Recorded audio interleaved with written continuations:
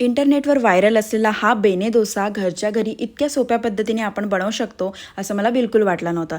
तर आज मी तुमच्यासाठी परफेक्ट बेने डोसाचं बॅटर कसं बनवायचं आणि त्या बॅटरपासून परफेक्ट हा डोसा कसा बनवायचा ते तुमच्यासोबत शेअर करणार आहे.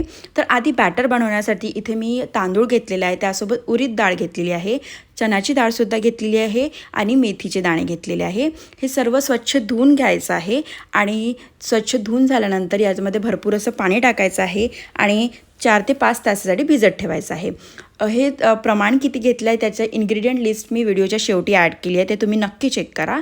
त्यानंतर इथे जाड पोहे घेतले, त्यालासुद्धा धुवून घेतलेलं आहे. त्यानंतर हे सर्व आपल्याला मिक्स करून ग्राइंड करून घ्यायचं आहे. पोहे पण ॲड करायचे यामध्ये आणि फाईन असा पेस्ट करून घ्यायचा आहे.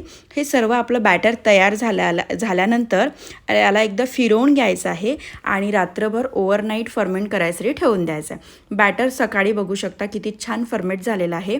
हे एकदा तुम्ही चेक करा. छान प्रकारे याला मिक्स करायचं, चवीपुरतं मीठ टाकायचं आणि आता आपण बॅटर रेडी आहे. आपण डोसा करायला घेऊया.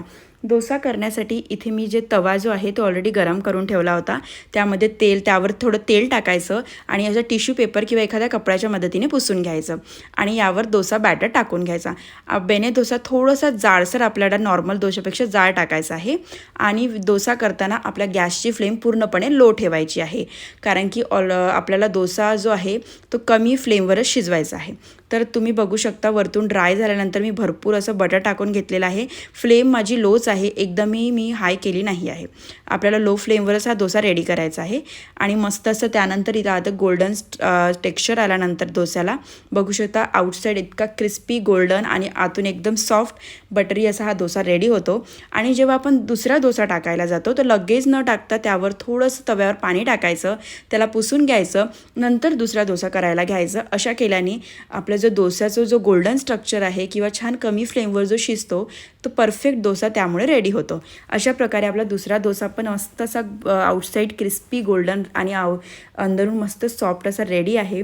नक्की रेसिपी आवडली असेल तर ट्राय करा. इन्ग्रेडियंट लिस्ट मी लास्टमध्ये ॲड केलेली आहे, तीसुद्धा चेक करा आणि परफेक्ट डोसा असा तुमचा नक्की रेडी होईल. थँक्यू.